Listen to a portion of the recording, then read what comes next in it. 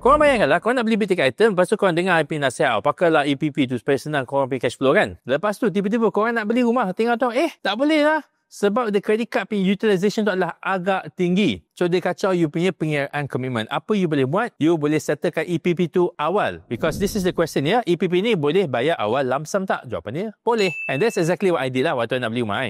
At the time, I ada kad credit limit sebanyak RM50,000 dan I fully utilized it dengan EPP. Sebab seronok kan EPP ni, kalau RM50,000 bahagi 12 pun baru lebih kurang RM4,000 sebulan. So, bila I gunakan kad kredit personal I untuk beli barang-barang keperluan syarikat akan reimburse lah. Duit tu I ambil, I tak payahlah kredit kad tu, I pergilah laburkan dekat dalam ASB. Tapi, ada satu waktu tu, I nak beli rumah. Dan RM50,000 hutang dengan bank ni, dia mengganggu.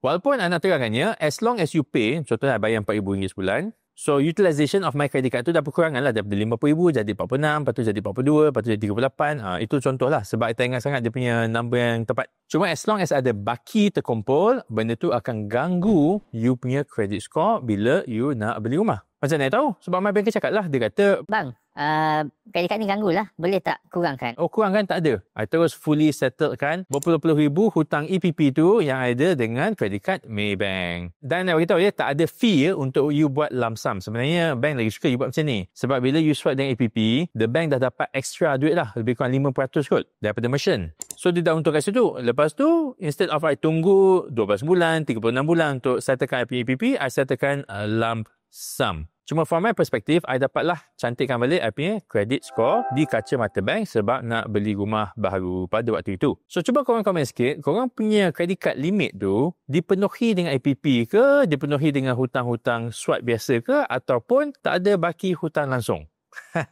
Cuba komen.